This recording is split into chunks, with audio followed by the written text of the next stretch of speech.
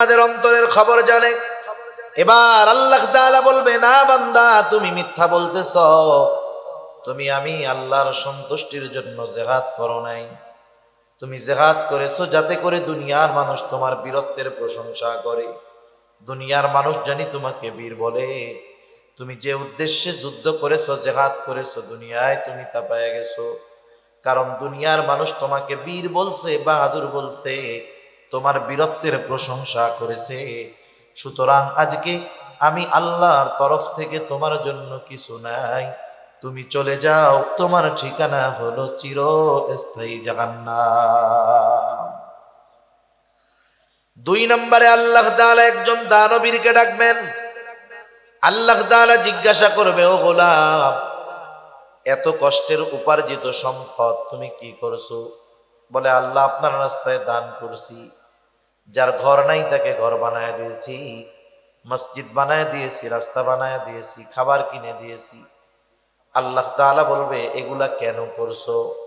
লোকটা বলবে, আল্লাহ আপনার সন্তুষ্টির জন্য করেছি। আল্লাহ তাআলা বলবেন, না বান্দা, তুমি মিথ্যা বলতেছো। তুমি দান করেছো যাতে করে দুনিয়ার মানুষ তোমার দানের প্রশংসা করে, তোমাকে দানবীর বলে। যে উদ্দেশ্যে দান করেছো দুনিয়ায় তুমি তা পেয়ে গেছো। আজকে আমি আল্লাহর তরফ থেকে তোমার জন্য কিছু নাই, তুমি চলে যাও, তোমার ঠিকানা হলো চিরস্থায়ী জাহান্নাম। 3 নম্বরে আল্লাহ তাআলা একজন আলেম হাফেজকে ডাকবেন। আল্লাহ তাআলা জিজ্ঞাসা করবে, গোলাম, ইলম কেন শিখছো? লোকটা বলবে, আল্লাহ আমি ইলম অর্জন করেছি আপনার সন্তুষ্টির জন্য। আল্লাহ তাআলা বলবে, না বান্দা, তুমি মিথ্যা বলতেছো।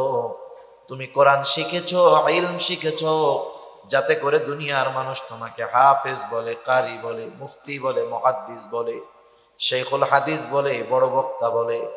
যে উদ্দেশ্যে ইলম শিখছো দুনিয়ায় তুমি তা পেয়ে গেছো। সুতরাং আজকে আমি আল্লাহর তরফ থেকে তোমার জন্য কিছু নাই, তুমি চলে যাও, তোমার ঠিকানা হলো চিরস্থায়ী জাহান্নাম। আল্লাহর রাস্তায় জিহাদ করা ছোটখাটো বিষয় নয়, জীবন দেওয়া ছোটখাটো বিষয় নয়, কষ্ট উপার্জিত সম্পদ দান সদকা করা ছোটখাটো বিষয় নয়, দুনিয়ার সব কিছু বাদ দিয়ে ইলম শেখা ছোটখাটো বিষয় নয়। বিষয়টা যত বড় হোক না কেন, যখন আল্লাহর সন্তুষ্টির জন্য কাজগুলা হয় নাই, কাজ যত বড় হোক আল্লাহর কাছে দাম তো নাই, বরং ওই কাজগুলা বান্দার জাহান্নামে যাওয়ার কারণ হয়ে যাবে। সেজন্য ছোট বড় সব ইবাদত কার সন্তুষ্টির জন্য হবে? একটু জোরে বলি। সবরওয়ালা সুন্দর ইবাদতের জন্য 1 নাম্বার দরকার হলো ইখলাস, নিয়তের পরিশুদ্ধতা। কাজ করার আগে আমার টার্গেট ঠিক করতে হবে। মনে করেন আমি তীর মারবো, তীর ঢিল ছুড়বো, টার্গেট আগে নাকি তীর মারা আগে? এখন তীর মাইরা যদি বলি আরে ডাইনে যা বামে যা, কাজ হবে? মারার আগে লক্ষ্যবস্তু ঠিক করতে হবে। ইবাদতের আগে আমাদের লক্ষ্যবস্তু ঠিক করে ফেলতে হবে যে আমার এই নামাজ, আমার কোরবানি, আমার সাদকা, আমার দান, আমার রোজা, আমার ছোট্ট ভালো কাজ, এই দিনই আয়োজন করা, দিনই কথা শোনায়, দিনই কথা বলা, এটা দুনিয়ার কারো জন্য নয়। কারো জন্য? একটু জোরে বলি। আল্লাহ তাআলা আমাদেরকে সকল ছোট বড় দিনই কাজ আল্লাহর সন্তুষ্টির জন্য করার তৌফিক দান করুন, সবাই বলি আমিন।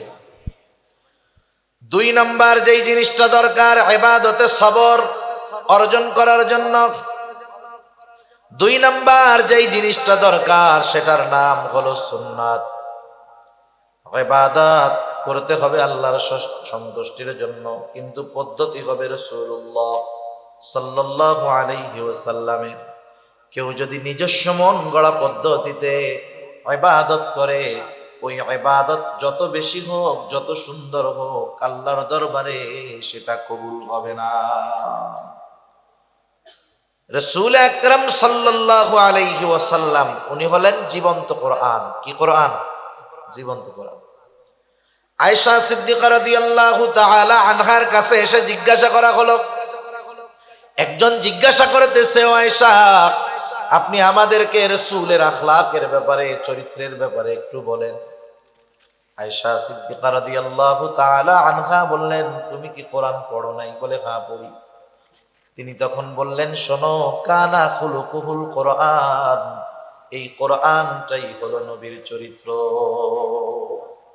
সেজন্য কোরআনুল কারীম যেটা আমরা দেখি পড়ি, এটা হলো লিখিত কোরআন, আমরা যেটা পড়ি লেখা। আর নবীজি সাল্লাল্লাহু আলাইহি ওয়াসাল্লাম হলেন প্র্যাকটিক্যাল জীবন্ত কোরআন। সুবহানাল্লাহ। এজন্য যত ইবাদতের আদেশ আছে কোরআনুল কারীমে, ইবাদতের আদেশ আছে, পদ্ধতি স্পষ্টভাবে বলে দেওয়া নাই। ঈমানের পরে সবচাইতে গুরুত্বপূর্ণ ইবাদত কি বলেন তো? নামাজ। আল্লাহ তাআলা কোরআনুল কারীমে ৮২ জায়গায় নামাজের কথা বলছেন। আল্লাহ রাব্বুল আলামিন ৮২ জায়গায় নামাজের কথা বলছেন। নামাজের গুরুত্ব ৮২ জায়গায় বলার কারণে যে নামাজ গুরুত্বপূর্ণ তা নয়। আল্লাহ তাআলা কোন বিষয়ে গুরুত্ব আরোপ করার জন্য একবার বলাই যথেষ্ট, ঠিক কিনা বলেন? ৮২ জায়গায় নামাজের কথা আসছে, কিন্তু বলেন তো যেই নামাজের ব্যাপারে এতটা গুরুত্ব আরোপ, কোরআনুল কারীমের কয় জায়গা খুঁজা 2 রাকাত সুন্নাত নামাজ যেভাবে পড়ি কোরআন থেকে খুঁজে পাওয়া যাবে নাকি? 2 রাকাত ফজরের সুন্নাত বা ফজরের ফরজ যেই পদ্ধতিতে আমরা পড়ি, সারা দুনিয়ার মুফাসসিরদেরকে যদি কোরআনুল কারীম দিয়ে বলা হয়, শুনেন, শুধুমাত্র কোরআন থেকে নবীজির হাদিস, সুন্নাহ, সিরাত সব একদিক, ওগুলো বাদ দিয়ে শুধু কোরআন থেকে যেই নামাজের আদেশ আল্লাহ কোরআনে করেছেন, শুধুমাত্র ওই কোরআন থেকে নামাজের পদ্ধতি বের করে দেন, সারা দুনিয়ার মুফাসসিরেরা মিলে পারবে? অসম্ভব। সূর্য পশ্চিম দিক দিয়ে উঠা যাবে, তাও সম্ভব হবে। তাহলে নামাজের আদেশ করেছেন আল্লাহ, নামাজের পদ্ধতি কি হবে শিখিয়ে দিয়েছেন মুহাম্মাদুর রাসূলুল্লাহ। এজন্য রাসূলুল্লাহ সাল্লাল্লাহু আলাইহি ওয়াসাল্লাম বলেন, সল্লু কামা রাআইতুমুনি উসাল্লি। নামাজের আদেশ তো করেছেন আল্লাহ, আর নবীজি জানায় দিলেন, শোনো, সল্লু, নামাজ পড়ো। কেমনে পড়বা? কামা রাআইতুমুনি উসাল্লি, যেভাবে আমাকে নামাজ পড়তে দেখো তোমরা সেইভাবে নামাজ পড়ো। সেজন্য নামাজের পদ্ধতি শিখিয়েছেন কে? মুহাম্মাদুর রাসূলুল্লাহ সাল্লাল্লাহু আলাইহি ওয়াসাল্লাম। এজন্য প্রত্যেকটা ফরজ কিন্তু সুন্নাত। অনেক সময় আমরা মনে করি সুন্নাত এর পারিভাষিক পরিচয় হলো যে যেটা মানলে সওয়াব, না মানলে গুনাহ নাই। অনেকে মনে করে সুন্নাত, যেমন কিছু কিছু সুন্নাতের ক্ষেত্রে বলে না, আরে এই সুন্নাত না পড়লে কি হবে, গুনাহ টুনা হয় না, এরকম বলে না অনেকে। কিন্তু সব সুন্নাত কিন্তু এরকম না। কিছু সুন্নাত আছে ফরজ, কিছু সুন্নাত কি আছে? ফরজ। নামাজের আদেশ তো আল্লাহ তাআলা করেছেন, কিন্তু পদ্ধতি তো মুহাম্মাদুর রাসূলুল্লাহ সাল্লাল্লাহু আলাইহি ওয়াসাল্লামের। নবীজির পথ, পদ্ধতি, কথা, মত, সাহাবাদের কর্ম দেখে চুপ থাকা, এগুলা সুন্নাতের অন্তর্ভুক্ত। নবীজি সাল্লাল্লাহু আলাইহি ওয়াসাল্লাম নামাজের পদ্ধতি শিখাইয়া দিয়েছেন। এজন্য নামাজ যেমন ফরজ, নবীজির শেখানো পদ্ধতিতে তথা সুন্নাত অনুযায়ী নামাজ পড়াও ফরজ। একটা উদাহরণ দিলে বুঝতে সহজ হবে। কোরআনুল কারীমের মধ্যে একটা শব্দ আসছে, আল্লাহ তাআলা বলেন, ওয়ারকাউ মা'আর রাকিঈন, তোমরা রুকুকারীদের সাথে রুকু করো। আমার আপনার সামনে যখন রুকু শব্দটা উচ্চারণ করা হয়, জেহেনে, চোখে কি দৃশ্যমান হয়? যে একজন মানুষ সে একেবারে এইরকম হয়ে দাঁড়ায় আছে, ঠিক না? একবার এরকম হয়ে গেছে, সোজা হয়ে এরকম নামাজ পড়তেছে, সোজা ছিল এরকম হয়ে গেছে। রুকু শব্দের শাব্দিক অর্থ ঝুঁকা, ঝুঁকে পড়া। ঝুঁকে পড়া এটা শাব্দিক অর্থ। আমাদের দেশে কিছু অতি পণ্ডিত আছে, অতি পণ্ডিত, যারা শুধুমাত্র কোরআন এবং হাদিসের বাংলা অনুবাদ পড়েই নিজেদেরকে শায়েখ বানিয়ে ফেলতে চায়, ওলামা একরামের কাছে যেতে চায় না। আছে না এরকম কিছু স্বঘোষিত শায়েখ? আছে, অভাব নেই। রুকু শব্দের অর্থ ঝুঁকে পড়া, কোরআনে এই রুকুর এই অর্থ।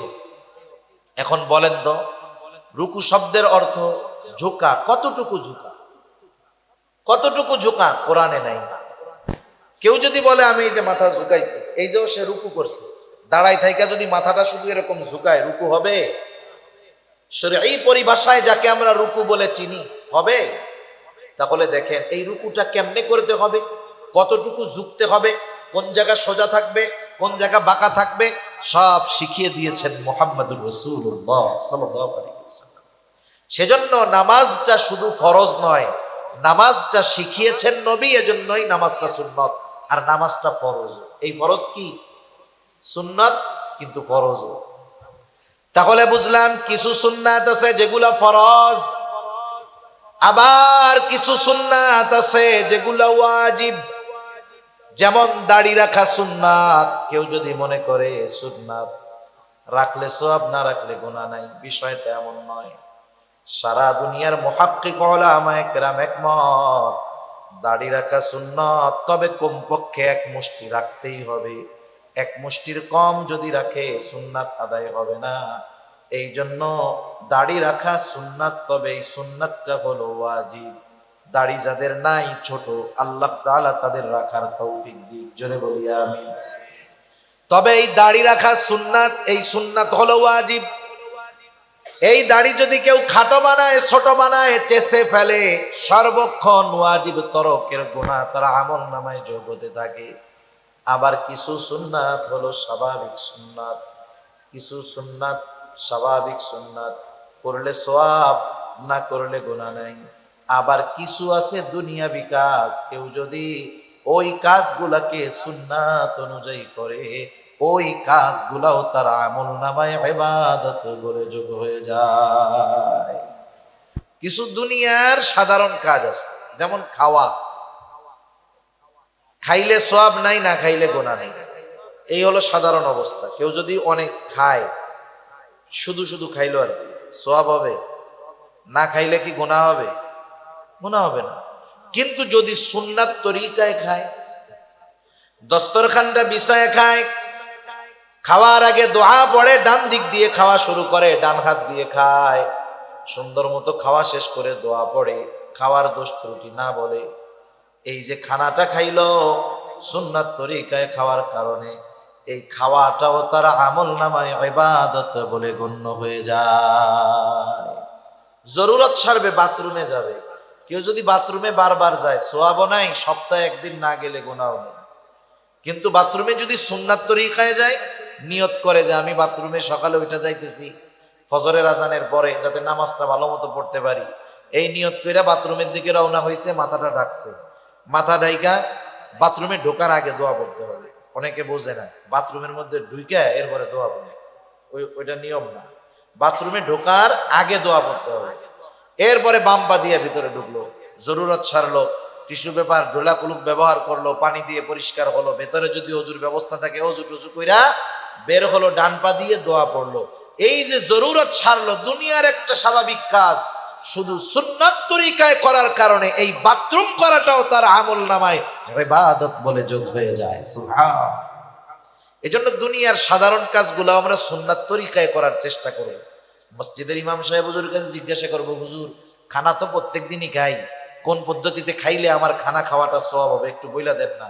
রাস্তায় তো চলার দরকার, চলি, ডান পাশ দিয়ে যদি চলি আর নিয়ত করি যে ডান পাশে চলা সুন্নাত, নবীজি চলছে, এই যে চলতেছি যতক্ষণ সুন্নাত আমল করতেছি, সওয়াব আমার আমল নামায় যোগ হচ্ছে, ঠিক কিনা বলেন? এজন্য দুনিয়ার ইবাদত কাজগুলো ইবাদত হয়ে যায়।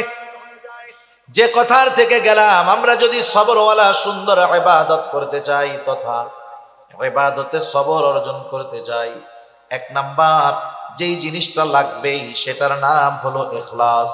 দুই নাম্বার যেই জিনিসটা লাগবে সেটার নাম হলো সুন্নাত। তিন নাম্বার যেই জিনিসটা লাগবে হালাল খাবার, হালাল উপার্জন, হালাল খাবার ছাড়া ইবাদত কবুল হবে না।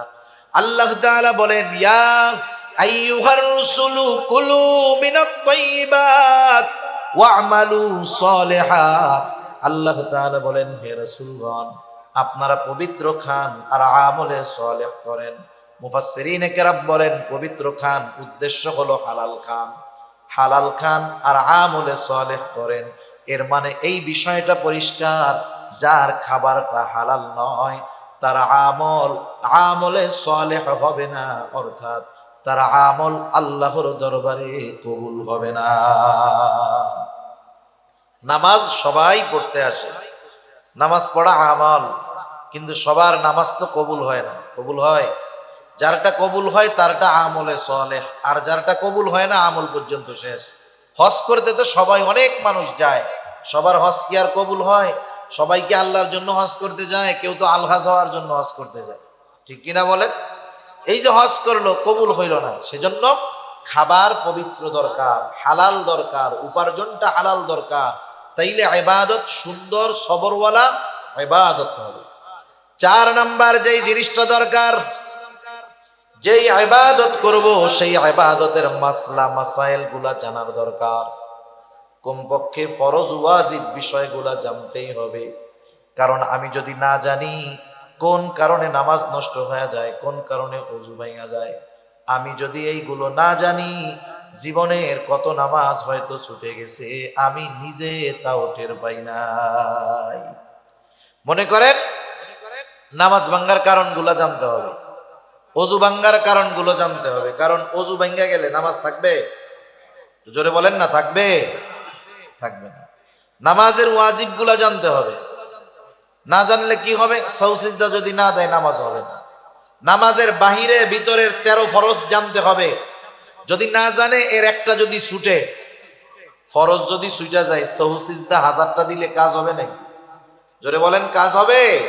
সেজন্য কমপক্ষে নামাজের বাহিরে ভেতরের ফরজ গুলা জানতে হবে, নামাজের ওয়াজিব গুলো জানতে হবে, ওযু ভাঙ্গার কারণগুলো জানতে হবে, নামাজ ভাঙ্গার কারণগুলো জানতে হবে। এগুলা প্রত্যেকের জানা দরকার, এগুলা জানার দরকার। এগুলা তো ওই জ্ঞান যেগুলো শিক্ষা করা ফরজ। রাসূলুল্লাহ সাল্লাল্লাহু আলাইহি ওয়াসাল্লাম বলেন, তালাবুল ইলমি ফারিদাতুন আলা কুল্লি মুসলিম। দ্বীন ইলম শিক্ষা করা প্রত্যেক মুসলমান নরনারীর উপরে ফরজ। কতটুকু শিখবে? মুহাদ্দিসিনে কেরাম বলেন কতটুকু শিখবে? কোন মুহাদ্দিস বলেন নিজেকে শরীয়তের উপরে পরিচালনার জন্য যতটুকু দরকার ততটুকু শেখা ফরজ। আবার কোন মুহাদ্দিস মুফাসসির বলেন না না, অতটুকুতে হবে না। কারণ কি? না হওয়ার কারণ হলো আল্লাহ তাআলা তো একা জাহান্নাম থেকে বাঁচতে বলেন নাই, অধীনস্থদেরকেও জাহান্নাম থেকে বাঁচাতে বলছে। আল্লাহ তাআলা বলেন, ইয়া আইয়ুহাল্লাযীনা আমানু কু আনফুসাকুম ওয়া আহলিকুম নারা। আল্লাহ তাআলা বলেন, হে ঈমানদারেরা, নিজে জাহান্নামের আগুন থেকে বাঁচো, অধীনস্থদেরকে জাহান্নামের আগুন থেকে বাঁচাও। তার মানে নিজেও বাঁচো, অধীনস্থদেরকেও বাঁচাও। নিজে জাহান্নামের আগুন থেকে বাঁচার জন্য যেমন ইলমের প্রয়োজন, অধীনস্থদেরকে জাহান্নামের আগুন থেকে বাঁচানোর জন্য ইলমের প্রয়োজন আছে না নাই? শুধু তাই না, আল্লাহ তাআলা আরো এক জায়গায় বলেন, নামাজ তো একা পড়লে হবে না। আল্লাহ তাআলা বলেন, ওয়া'মুর আহলাকা বিস-সালাতি ওয়াসতাবির আলাইহা। আল্লাহ তাআলা বলেন, তুমি তোমার অধীনস্থদেরকে নামাজের আদেশ করো, তুমিও তার উপরে অটল থাকো। এই দৃষ্টিকোণ থেকে মুহাদ্দিসিনে কেরাম বলেন, প্রত্যেকটা মুসলমানের উপরে ওই পরিমাণ জ্ঞান শিক্ষা করা ফরজ, ওই পরিমাণ ইলম অর্জন করা ফরজ, যেই ইলম দিয়ে নিজে এবং অধীনস্থ যারা আছে তাদেরকে সে জাহান্নামের আগুন থেকে বাঁচাতে পারে।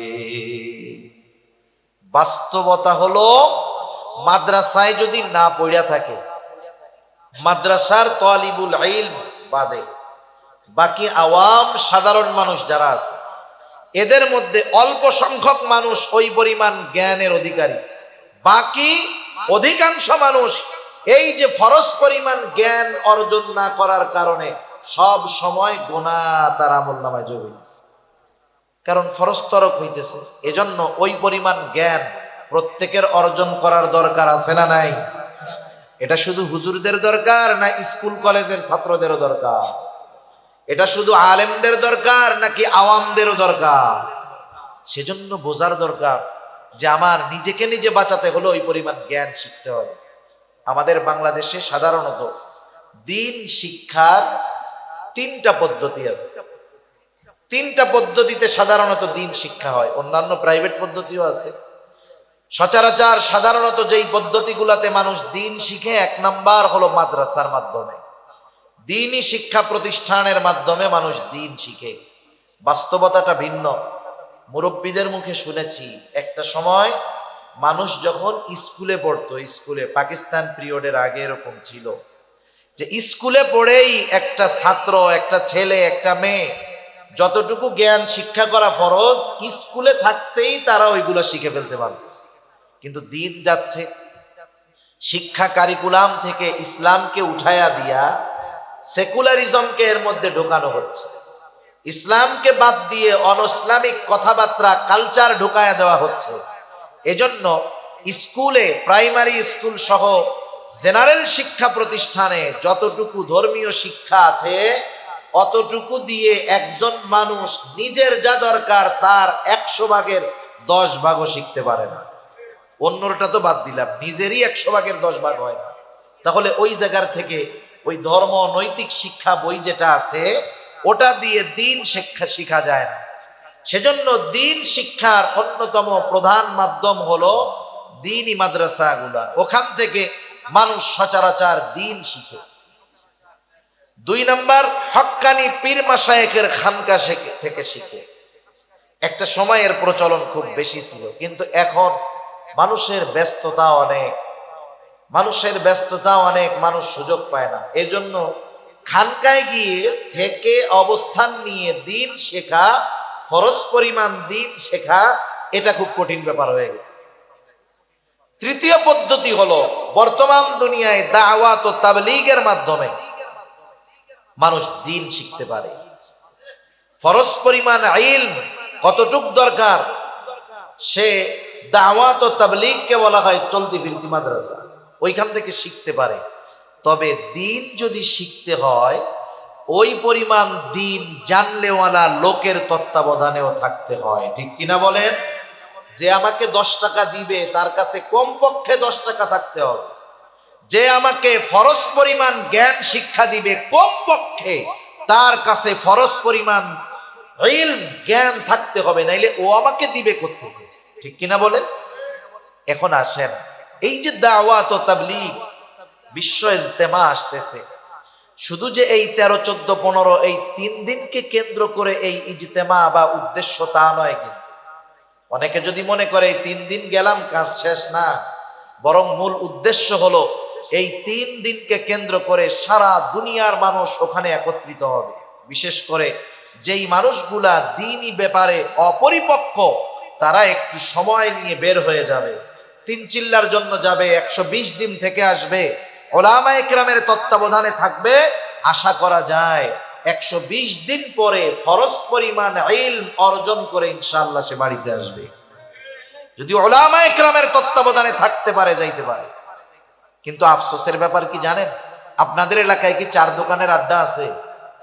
একটু জোরে বলেন না, আছে? কত মুরব্বী তো আছে দুপুর বেলায় খেয়ে দে শাল টাল চাদর টাদর নিয়ে মুজো টুজো নিয়ে বের হয়, আর রাত 10টার সময় বাড়ি আসে। 4 দোকান যতক্ষণ খোলা মুরব্বী ততক্ষণ আছে, জোহরের পর থেকে নিয়ে পর্যন্ত 8, 9, 10 ঘন্টা এক জায়গায় থাকে, গল্প করে, কষ্ট নাই। জিজ্ঞাসা করা হইল, চাচা কাম কাজ নাই, প্রত্যেকদিন 10 ঘন্টা দোকানে বসে থাকেন, কি বলে? হায় রে, সময় কাটে না তো বাসায় বসে, এই জন্য দোকানে এসে একটু সময় কাটাই। মুরব্বীর নামাজ কালামের খোঁজ খবর নাই, দিন সম্পর্কে কি জানে আল্লাহই জানে। এখন আপনি ওই যে মুরব্বী 4 দোকানে বসে থাকে কেন? বলে কি টাইম পাস করি, টাইম কাটে না, এই জন্য টাইম কাটাই। এখন ওনার গিয়ে আপনি দাওয়াত দিবেন, এই 13, 14, 15 3 দিনের ইজতেমা, এরপরে আপনি করেন একবারে 3 চিল্লার নিয়তে বাইর হয়ে যান, যেহেতু আপনার সময়ের অভাব নেই। এই কথা বলার সাথে সাথে মুরব্বী কি বলবে জানেন? এই কথা বলার সাথে সাথে আপনার কাছে সে এমন ভাবে জবাব দিবে মনে হবে সারা পৃথিবীর মাননীয় প্রধানমন্ত্রী Tony Blair, George W Bush, তারপরে বাইডেন, ওই পুতিন, ওদের চাইতেও ব্যস্ত মানুষ ওই মুরব্বী চাচা। ওই টাইমে ওনার চাইতে ব্যস্ত দুনিয়ায় আর কেউ থাকবে না। একটু আগে কিন্তু প্রতিদিন 10 ঘন্টা 4 দোকানে বসে কাটায় টাইম কাটাইতো। এগুলা শয়তানের ধোঁকা। এজন্য যাদের সময় আছে আল্লাহর রাস্তায় বের হয়ে যান, ওলামায়ে কেরামের তত্ত্বাবধানে যান, লাভ আছে। আমি আমার নিজের জীবনের একটা কারগুজারি মাঝে মধ্যে শুনাই। আমরা ছাত্র জামানায় 3 দিন করে যাইতাম দাওয়াতে, তাবলীগের মেহনতে 3 দিন সময় লাগাইতাম। 3 দিন করে গ্রামে গেছি, এরকম একবার 3 দিনের সময় লাগাইছি। 3 দিনের জন্য গেছি এক মসজিদের মধ্যে। আমাদের সাথে অনেক মুরব্বী গেছে, 70-75 জনের কম হবে না। আমরা গেছি, বেশ কয়েকজন তালিবুল ইলম আছে, মুরব্বীরা উৎসাহের সাথে আরো গেছে। তা আমরা গিয়ে মানুষের আমলের অবস্থাগুলো খেয়াল করতাম, কি করে না করে এইগুলো। একদিন দেখলাম একজন মুরব্বী হয় সম্পর্কে দাদা, উনি বাথরুমের দিকে যাইতেছে বাথরুম করার জন্য। গ্রাম অঞ্চল, টিস্যু পেপার নয়, 3টা মাটির ঢিলা নিয়ে গেছে, মাটির ঢিলা।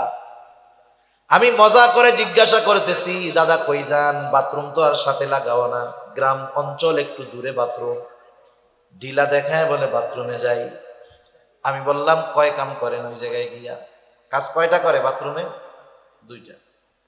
মাদ্রাসায় ছুটি নেয় না, যখন 1 নাম্বার দেখায় কিছু বলা লাগে না, হুজুরে কি বুঝে, এখন প্রস্রাব করতে যাবে। 2 নাম্বার দেখাইলে কি বুঝে?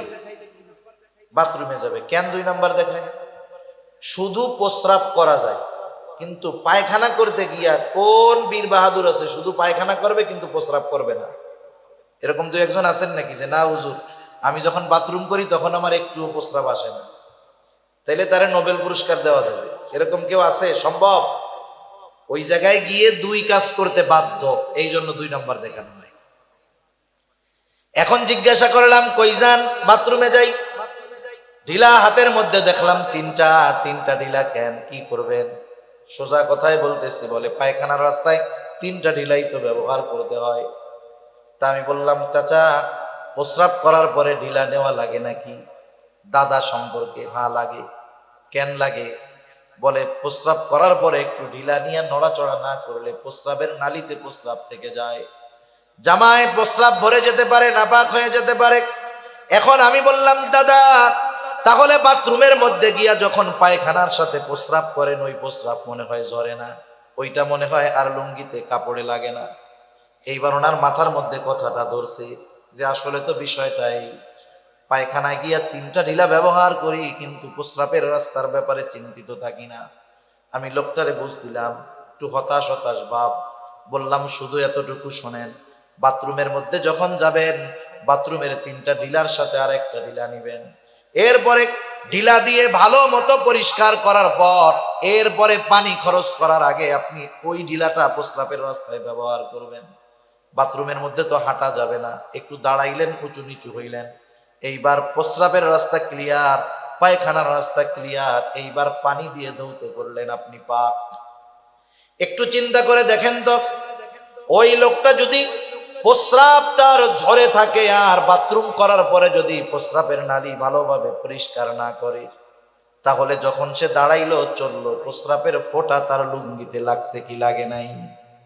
1 ফোঁটা প্রস্রাব যদি কোনো কাপড়ের উপরে পড়ে, ওই কাপড়ের দ্বারা নামাজ না হওয়ার জন্য যতটুকু নাপাকি লাগার দরকার তার চাইতে অনেক বেশি লেগে ছড়িয়ে যায়। এই যে প্র্যাকটিক্যালি বিষয়গুলো শিখায়া দেওয়া, এটা ওলামায়ে কেরাম ছাড়া কেউ শিখায়া দেবে না। আমাদের অঞ্চলের অনেক ওলামায়ে কেরাম এরকম গেছে, সময় লাগাইছে, সাথে গেছে, কোরআন শরীফ পড়তে পারে না, ওই রকম না পড়তে পারা লোককেও 2-3 পারা পড়াইয়া সহি শুদ্ধ করাইয়া 3 চিল্লা দিয়ে বাড়ি ফিরছে, এখন নিজে বাকিটুক পড়ার যোগ্যতা অর্জন করে গেছে। সেজন্য আমি যেটা অর্জন করতে চাই, আমি এত মেহনত করব, সময় দিব, অর্থ ব্যয় করব, আমার যেটা দরকার যাদের সাথে যাব তাদের মধ্যে তো সেটা থাকতে হবে, নাইলে আমি পাবো কোন জায়গায়? ঠিক কিনা বলেন? এজন্য উলামায়ে কেরামের সাথে আমাদের সময় দেওয়া দরকার। সাথে সাথে মসজিদের মধ্যেও ইমাম সাহেবদের সাথে আমাদের সম্পর্ক আরো ভালো করার দরকার। দুনিয়ার ছোট বড় শুধুমাত্র আখেরাতের বিষয় না, দুনিয়াবি বিষয়গুলোও ইমাম সাহেবদের সাথে পরামর্শ করার দরকার। আশা করি সৎ পরামর্শ তারা দিবেন। তো যাই হোক, সবর হবে কয় জায়গায়? 3 জায়গায়। কয় জায়গায়? 1 নাম্বার ইবাদতের মধ্যে সবর। ইবাদতে সবর যদি অর্জন করতে হয় 4টা জিনিস লাগবে। 1 নাম্বার ইখলাস, 2 নাম্বার সুন্নাত, 3 নাম্বার হালাল খাবার। 4 নাম্বার যে ইবাদত করবে সেই ইবাদতের মাসলা মাসাইল গুলো জানা। এগুলা যদি একটা মানুষের ঠিক থাকে, আর যদি সে ইবাদত করে, ওই ইবাদত আর সাধারণ ইবাদত থাকবে না, ওই ইবাদত হয়ে যাবে সবরওয়ালা সুন্দর ইবাদত। সবরের দ্বিতীয় জায়গা হলো সবরুন আনিল মাআসি, পাপের থেকে বাঁচা, গুনার থেকে বাঁচা, এটাও সবর। এখন তো এমন এক জামানা, যেই জামানায় গুনাহ থেকে বাঁচা কঠিন। একটা সময় গুনাহ করার জন্য গুনার কাছে যাওয়া লাগতো, এখন গুনাহ পকেটে নিয়ে ঘোরে মানুষ, ঠিক কিনা বলে? এক সময় সিনেমা দেখতে চাইলে চট্টগ্রাম শহরে যাওয়া লাগতো, এখন চিটাগাং শহরে যাওয়া লাগবে না, তার লাগবে না, অ্যান্টিনা লাগবে না, মোবাইল ফোন একটা হইলে ইন্টারনেটের কানেকশন থাকলে যথেষ্ট, ঠিক না? তাহলে গুনাহ পকেটে নিয়ে ঘোরা যায়। মানুষকে এখন গুনাহ করতে বাধ্য করা হয়, নিজে না দেখুক, ওর টাকা দিয়ে ওরে গুনাহ করা যায়। ইউটিউবে ওয়াজ দেখেন না, ইউটিউবে ওয়াজ দেখি, ওয়াজ চলতেছে জাহান্নামের ওয়াজ, হট করে দেখবেন কি যে একটা অ্যাড চলে আসছে, একজন নারী নাচানাচি শুরু করছে ইসের মধ্যে, ওয়াজের বিরতি দিয়া নাচানাচি শুরু। আগে তো সিস্টেম ছিল কাটা দেওয়া যাইতো, এখন কিন্তু কাটা যায় না, 12 সেকেন্ড দেখতেই হবে। আপনি নাইলে না দেখলেন, ভলিউম কমাইলেন, স্ক্রিন নিচের দিকে দিয়া রাখলেন, এই যে 12 সেকেন্ড যে গোনার কাজটা হইলো, এটা কার পয়সায় হয়েছে? আমাকেও পয়সাই তো হয়েছে। হায় হায়, তাহলে চিন্তা করে দেখেন যে গুনাহ কততে আমার আপনার মাধ্যমে করাবে না। সেজন্য গুনাহ থেকে বাঁচা অনেক কঠিন। তবে মানুষের কিছু চিন্তা, মানুষের কিছু ভাবনা মানুষকে গুনাহ থেকে বাঁচায় দিতে পারে। মনে করেন আপনাদের কারো কাছে যদি খবর আসে, খবর পটিয়া থানা থেকে, বিশ্বস্ত সূত্রে আপনি খবর জানতে পারলেন, পটিয়া থানার থেকে এই খবর আপনার কাছে পৌঁছাইল যে গোয়েন্দাদের মাধ্যমে আপনাকে পরিপূর্ণ নজরদারির মধ্যে রাখা হয়েছে। এই খবর যদি আমাদের কারো কাছে পৌঁছায়, বলেন তো উল্টাপাল্টা কিছু আমরা করব নাকি? কেন? কারণ আমার কোন কাজ আমার বিপদের কারণ হয় আল্লাহই জানে। এই জন্য বাসার মসজিদ, আর কোনো জায়গায় যাবে না। আগে মসজিদে ঢুকতো না, এখন মসজিদ থেকে আর বাইরে হবে না। চিন্তা করবে বাইরে যে কি বিপদে না পড়ি, আল্লাহর ঘরেই বসে থাকি, এই জায়গায় নিরাপদ। তাহলে দুনিয়ার নজরদারির খবর আমার জীবন পরিবর্তন করায় দেয়, আমার গুনাহ থেকে বাঁচার জন্য সহায়ক হয়ে যায়। অথচ আল্লাহ তাআলার নজরদারি কত সূক্ষ্ম। দুনিয়ার গোয়েন্দার নজরদারি 24 ঘন্টা আমাদের করতে পারে না। ঘরের মধ্যে দরজা আটকায় লেপের তলে কি করি না করি গোয়েন্দা দেখবে, কিন্তু রাতের আধারে ঘরের দরজা আটকায় কম্বলের তলে কি বলি, কি করি, কি দেখি, আল্লাহর নজরে আছে তো। তাইলে আল্লাহ তাআলার নজরদারিরে আমরা ভয় করি না। সেজন্য আমরা যদি সর্বদাই চিন্তা করি যে আমার সর্বহালত, সর্ব অবস্থায় আল্লাহ তাআলা আমাকে দেখতেছে, রাত নাই, দিন নাই, একা নাই, লোকালয়ের মধ্যে নাই, সব জায়গায় আল্লাহ তাআলা দেখতেছে। শুধু বাহিরের বিষয়গুলা দেখে না, অন্তরের বিষয়টাও দেখতেছে। 1 নাম্বার এই চিন্তা। 2 নাম্বার, আমি যদি চিন্তা করি, আল্লাহ তাআলা জানাইলেন 2 কাঁধে 2 জন ফেরেশতা আছে। আল্লাহ তাআলা বলেন কিরামান কাতিবিনা ইয়ালামুনা মা তাফআলুন। আল্লাহ তাআলা বলেন সম্মানিত লেখক নয়, জানে তোমরা কি আমল করো। এই 2 কাঁধের ফেরেশতা কিন্তু জানে, শুধু জানে তা নয়, ডান কাঁধের ফেরেশতা আমার ভালো কাজগুলো লেখে, বাম কাঁধের ফেরেশতা আমার মন্দ কাজগুলোও লেখে। সাথে সাথে আর একজন ফেরেশতা আছে, আমরা যা বলি সে সেগুলো সংরক্ষণ করে। আল্লাহ তাআলা বলেন মা ইয়ালফিযু মিন কাওলিন ইল্লা লাদাইহি রাকীবুন আতীদ। আল্লাহ তাআলা বলেন মানুষ যা জবান দিয়ে নিক্ষেপ করে, সদা তৎপর একজন ফেরেশতা সেগুলো সংরক্ষণ করে ফেলে। আমাদের কথা সংরক্ষিত, কর্ম সংরক্ষিত। এই 3 জন ফেরেশতা আমাদের থেকে এক মুহূর্তের জন্য আলাদা হয় না। লেপের তলে গেলেও এই ফেরেশতা আছে না নাই? জেনা করতে গেলে আছে, মদখোর মদ খাইতে গেলে তিনজন আছে, চোর চুরি করতে গেলে তিনজন আছে। আল্লাহ তাআলাও দেখতেছে। শুধু তাই না, যে অঙ্গ প্রত্যঙ্গের দ্বারা আমরা গুনাহগুলা করি কিয়ামতের দিন এরাও আমাদের কর্মের ব্যাপারে আল্লাহর কাছে বলে দিবে।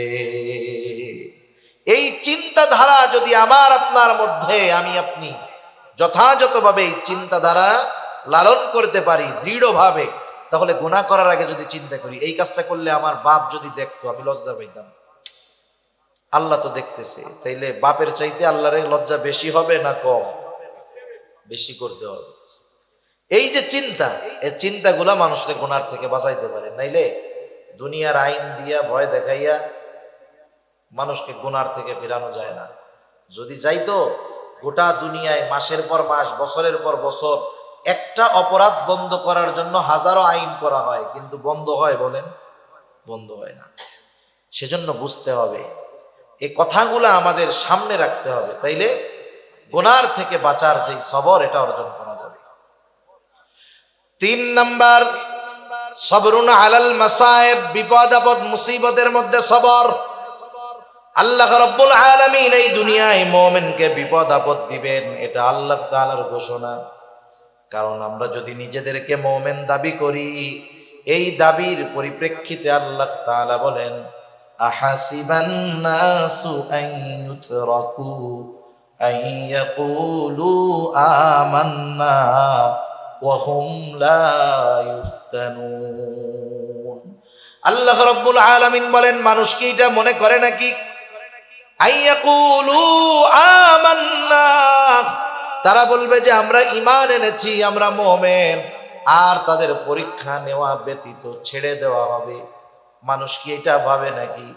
তার মানে আল্লাহ তাআলা জানায় দিলেন, যারা নিজেদেরকে মুমিন দাবি করে অবশ্যই তাদেরকে ঈমানের পরীক্ষার মুখোমুখি হওয়া লাগবে।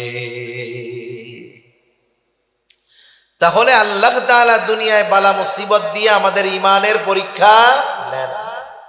আল্লাহ তাআলা বলেন, ওয়ালানাবলুওয়ান্নাকুম বিশাইইম মিনাল খাউফি ওয়াল জু'i ওয়া নাকসিম মিনাল আমওয়াল ওয়াল আনফুসি ওয়াত থামারাত।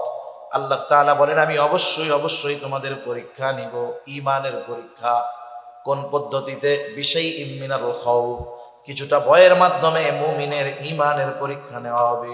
ওয়াল জু', ক্ষুধা অভাব দারিদ্রতার মাধ্যমে মুমিনের ঈমানের পরীক্ষা নেওয়া হবে। ওয়া নাকসিম মিনাল আমওয়াল, মালের লস, মালের ক্ষতির মাধ্যমে পরীক্ষা নেওয়া হবে। ওয়াল আনফুস, জানের ক্ষতি, স্বাস্থ্যের ক্ষতির মাধ্যমে পরীক্ষা নেওয়া হবে। জানের ক্ষতির পরীক্ষা নিজের জানের ক্ষতির দ্বারাও হতে পারে, প্রিয়জনের জানের ক্ষতি দিয়েও আল্লাহ পরীক্ষা নিতে পারে।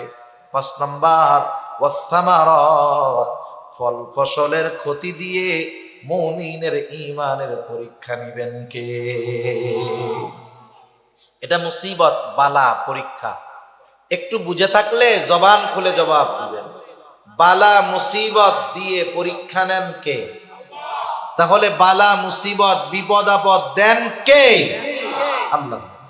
কোনো সন্দেহ আছে কারো? সন্দেহ নেই।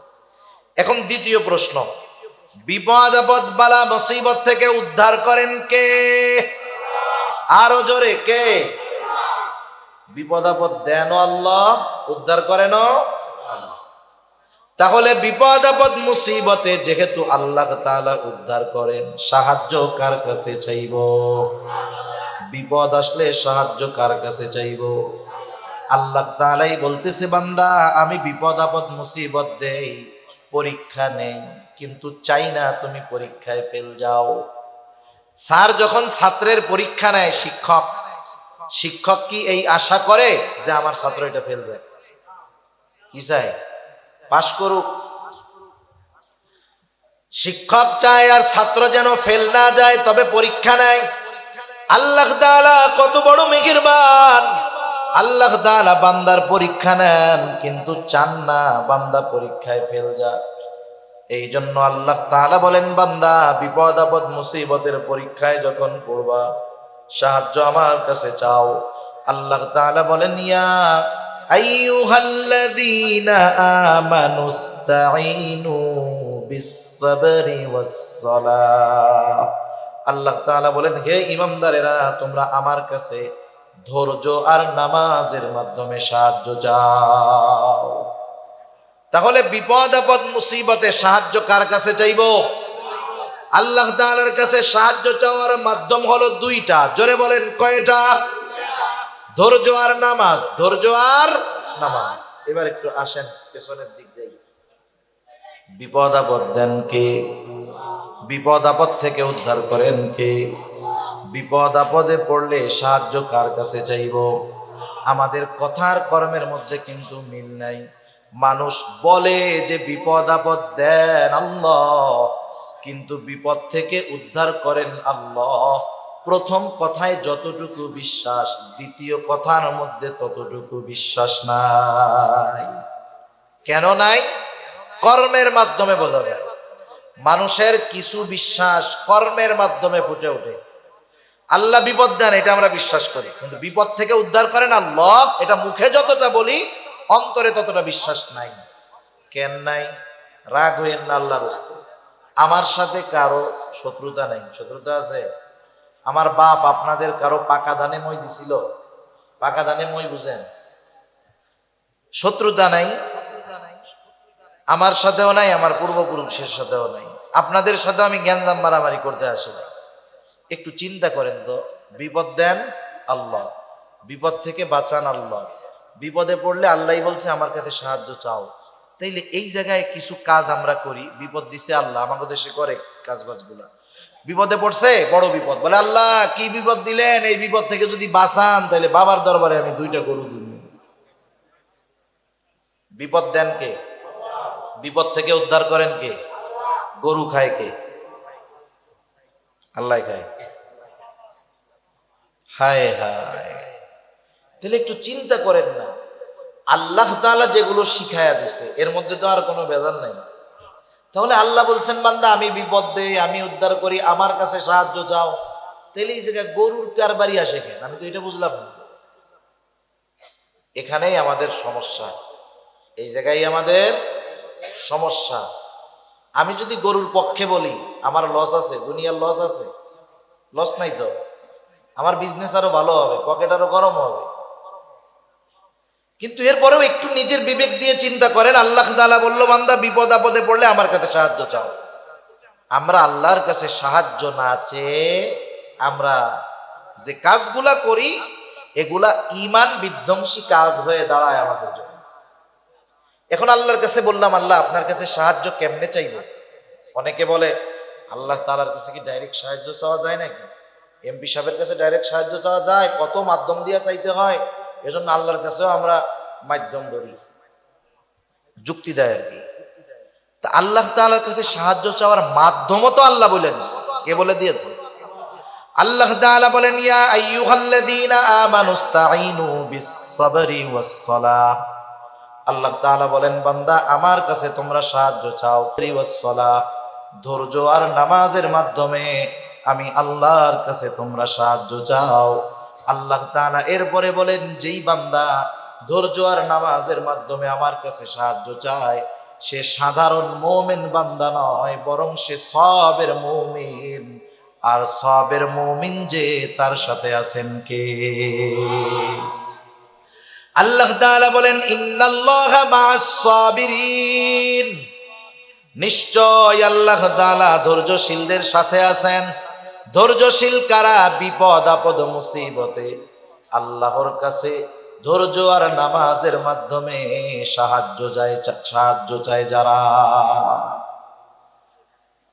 রাসূল আকরাম সাল্লাল্লাহু আলাইহি ওয়াসাল্লাম যখন হিজরতে বের হইছেন, সাওর পর্বতে 3 দিন আত্মগোপন করছেন। কয়দিন? 3 দিন।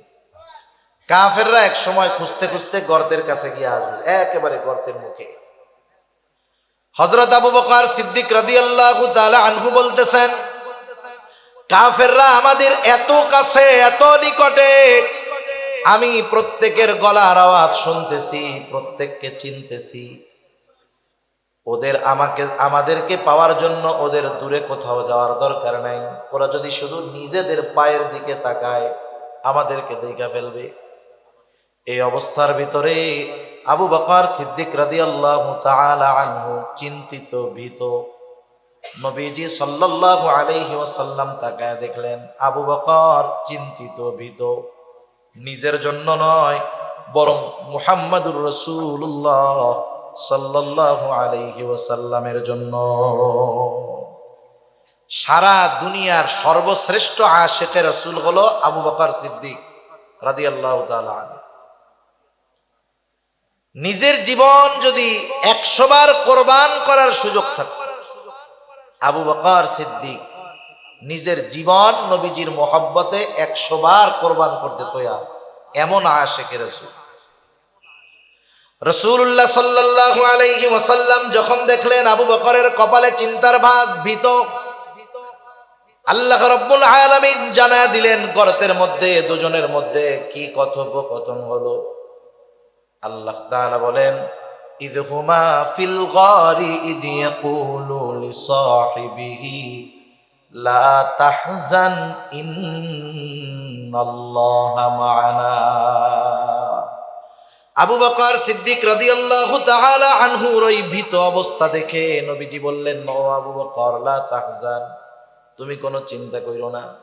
এই জায়গায় গর্তের মধ্যে শুধু আমি আর তুমি দুইজন নয়, ইন্নাল্লাহা মা'ানা, নিশ্চয়ই আমাদের সাথে আছেন কে?